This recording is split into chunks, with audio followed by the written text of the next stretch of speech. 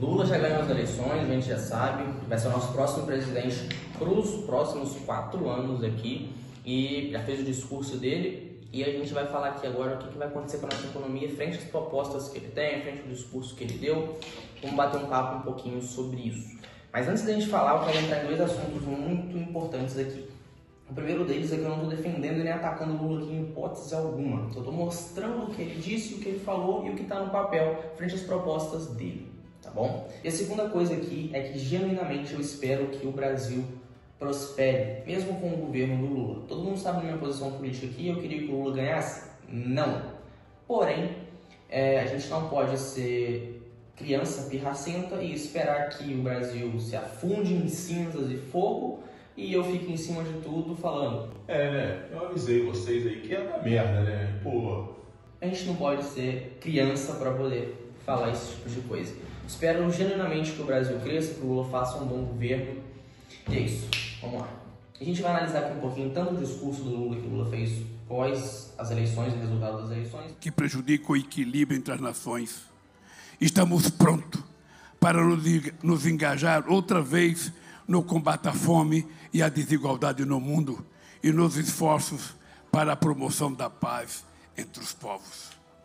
Quanto às propostas econômicas que ele tem aqui, o Lula falou já, deixou muito claro, nítido, que ele vai voltar com Minha Casa Minha Vida, vai dar uma casa para as pessoas que não têm condição de comprar uma casa. Ele quer instalar a equidade, ou seja, quer deixar todo mundo igual, mulheres, índios, negros, quer acabar com o racismo. A pauta número 1 dele é acabar com a fome, extinguir a fome do país.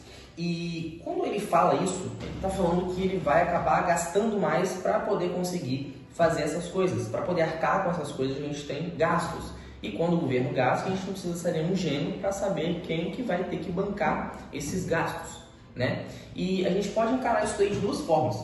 2 formas que a gente pode, tanto a forma mais ideológica da coisa, quanto a forma mais trágica da coisa. Como assim, Rafa?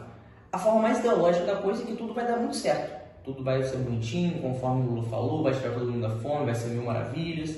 E a segunda coisa é que ele vai acabar gastando muito, e quando o governo gasta muito, a gente tem um aumento tanto dos impostos quanto da inflação, pela maior arrecadação pelo governo vindo dos impostos e a inflação pelo governo ter injetado mais dinheiro na economia. Quando a gente sabe que injeta mais dinheiro do que tem produção para as fábricas, para as lojas, para as empresas que estão produzindo, acaba inflacionando tudo. Mas a gente também tem que voltar lá, até porque tudo que ele disse foi um discurso. E um discurso ele tem o objetivo de ser emocional e tocar nas emoções das pessoas. Provavelmente o discurso que o Lula fez lá nem foi ele que escreveu, foi alguém que manja muito de copyright, que entende o plano de governo dele e que sabe usar muito bem os gatilhos mentais.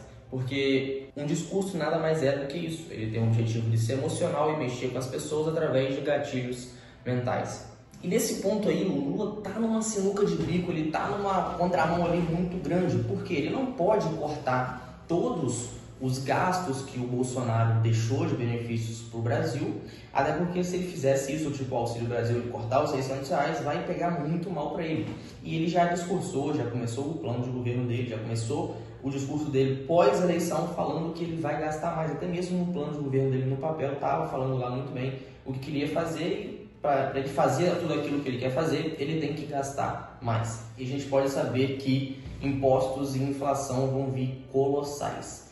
Então tem 2 coisas aí. A primeira é que o Lula vai fazer tudo o que ele disse que iria fazer, e se ele fizer, a gente pode esperar por impostos muito altos e também uma inflação muito alta. Um disclaimer aqui bem rápido para vocês, eu não estou prevendo o futuro aqui e não estou falando que vai acontecer isso, a gente só está falando algumas hipóteses frente ao que o Lula já disse que iria fazer, e quando a gente tem muitos gastos e tem um plano de governo estruturado da forma que ele está falando, algumas coisas não mudam, algumas coisas vão acontecendo em cadeia. Então quando você gasta mais, o governo precisa arrecadar mais, quando ele precisa arrecadar mais, ele aumenta os impostos, quando ele aumenta o imposto ou injeta mais dinheiro na economia, a inflação sobe e acaba culminando tudo em uma cadeia. Então tudo que eu estou dizendo aqui não é prevendo o futuro e nem que isso vá acontecer de fato. São hipóteses que provêm dos discursos que o Lula está falando.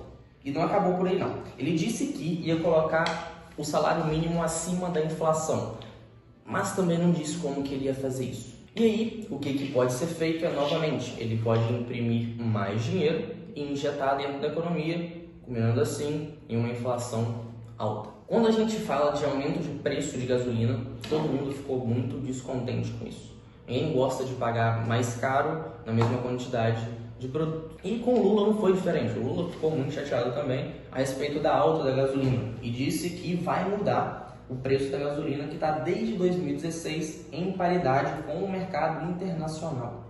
A política dele, que ele quer usar, é a mesma que ele usava no seu segundo mandato no governo da Dilma, que é fazer com que a Petrobras ela segure o preço da gasolina aqui no Brasil para que a gente possa comprar uma gasolina mais barata, mesmo que ela compre mais caro lá fora e venda aqui mais barata. Só que aí tem um pequeno problema. Vamos supor que você vende sapatos e você compra sapatos por R$50 o par. Só que para não ficar muito caro para os seus clientes, você deixa no mesmo valor, só que começa a subir as matérias-primas e o sapato ele começa a ficar mais caro. Então antes você vendia R$60 para os seus clientes, você comprava 50, vendia 60 e tinha um lucro aí de R$10 nessa operação de compra e venda de sapato. Mas agora o sapato ficou mais caro, o couro mais caro, todo o material que compunha o seu sapato ficou mais caro. E agora você está tendo que comprar esse mesmo sapato pelo valor de R$100. Só que para não deixar os seus clientes na mão e não desfazer dos seus clientes, você deixa no mesmo preço, vendendo a R$60. Só que quando você começa a comprar por 100 e a vender por 60, você está tendo uma defasagem aí de R$40, ou seja, você está tendo um prejuízo de R$40.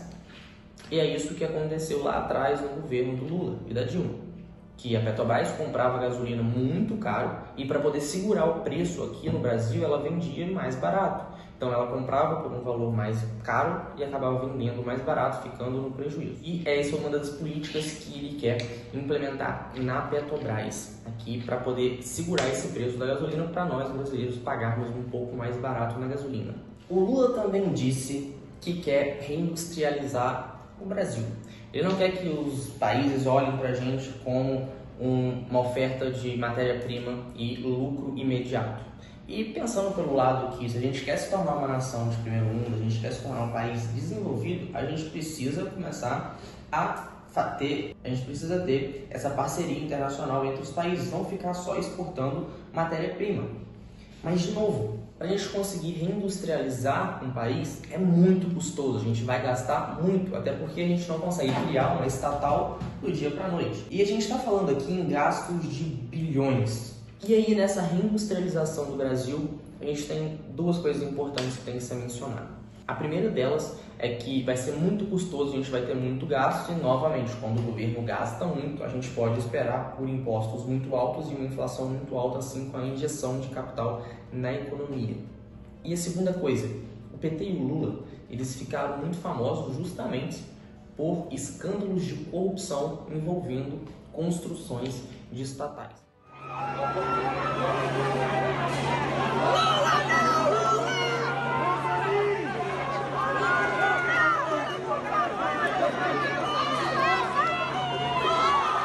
Isso pode afastar capital estrangeiro, capital de investimento estrangeiro aqui do Brasil. Porque pensa que você é um investidor. Se você vai colocar o seu dinheiro aqui no Brasil e o Lula está com construções estatais e você estuda e conhece e sabe que lá atrás o governo do PT e o Lula se envolveram em esquemas gigantescos de corrupção, tipo mensalão, petrolão e por aí vai um monteão, você vai colocar o seu dinheiro aqui no Brasil? É muito mais arriscado, o risco para o seu dinheiro acaba ficando muito maior na percepção dos investidores. E isso aí acaba que pode culminar em um furo do teto de gastos que a gente tem aqui. E tocando nesse assunto de teto de gastos, o Lula, ele disse que uma das coisas que ele quer fazer é acabar com o teto de gastos. O teto de gastos ele tem um objetivo muito simples, que é controlar os gastos do governo durante 20 anos, fazendo assim que a dívida pública ela acaba se estabilizando por esse teto de gastos e fazendo com que o seu governante ele priorize os gastos dentro do país, não gaste com coisas que não são convenientes para aquele tipo de situação ali. Furando esse teto de gastos, mais uma vez a gente tem provavelmente o afastamento de capital estrangeiro vindo para dentro do Brasil, porque os investidores ficam receosos, a qualquer momento o Brasil pode estar gastando mais do que devia. E aí a gente tem alguns pontos negativos que devem ser tocados quando você fala em romper o teto de gastos ou acabar com o teto de gastos. Quando a gente rompe o teto de gastos ou acaba com o teto de gastos, o que acontece? A impressão de dinheiro ela fica de forma deliberada. E a impressão de dinheiro, quanto mais dinheiro você imprime, mais a inflação aumenta. Para poder controlar a inflação, a gente tem que aumentar os juros da economia. Os juros da economia justamente servem para isso, para poder controlar a inflação. Com os juros mais altos, as empresas elas acabam ficando mais endividadas, porque muitas empresas pegam dinheiro emprestado nos bancos ou com algumas financiadoras com juros atrelados aos juros da economia, que é a taxa Selic. Quando algumas empresas acabam se endividando, ela tem que fazer alguns cortes. Esses cortes resultam muitas vezes em mandar alguns funcionários embora, aumentando assim a taxa de desemprego dentro do país. Então, quando a gente tem um país que não tem teto de gastos, a impressão é de forma deliberada e vai imprimindo cada vez mais dinheiro, a inflação aumenta, os juros têm que aumentar também, as empresas vão fazendo alguns cortes, vão mandando os funcionários embora, algumas empresas nem conseguem contratar porque está difícil pegar dinheiro emprestado para poder refinanciar uma nova frente de serviço, uma nova frente de vendas, uma nova frente de produto, acaba fazendo com que o desemprego do país aumente. E uma das coisas que me chamaram muito a atenção é o flerte do Lula com a França e os Estados Unidos em relação à floresta amazônica. Por quê?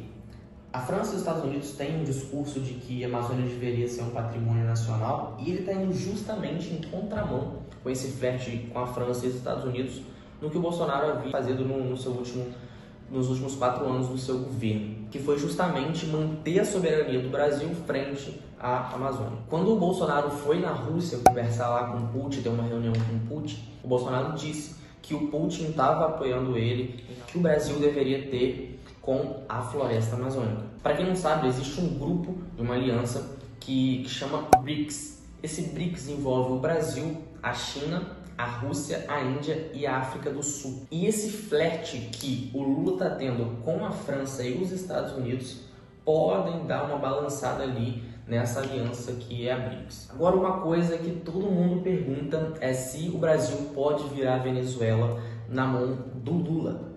Cara, não dá, não tem como o Brasil virar Venezuela no Lula, nem se o Lula quisesse. Para você conseguir instalar aqui o comunismo dentro de um país, você precisa ter a ditadura instalada aqui. Então, para isso, você precisa ter apoio das Forças Armadas e o Lula não tem controle total das Forças Armadas. Fora que lá no Senado foram 16 candidatos bolsonaristas eleitos. Então, aí o Lula tem uma forte oposição dentro do Senado para poder combater algumas coisas que eles não acham viável frente ao que tem para o Brasil. Bom, eu espero que eu tenha esclarecido a sua cabeça em relação ao que o Lula pode estar fazendo no Brasil, quais são as hipóteses que a gente pode tirar de algumas falas, planos e discursos do Lula nesses últimos meses aí de eleição. E se você gostou do vídeo, deixa um like aqui embaixo, se inscreve no canal. Se você ainda não é inscrito, manda esse vídeo para alguém, se fizer sentido para você, aquelas pessoas que ficam falando do Lula, aquela briga toda, manda esse vídeo para alguém para poder esclarecer a cabeça dessa galera. E é isso, tamo junto. Bom, espero que esse vídeo tenha feito sentido para você. A gente fica por aqui, até a próxima.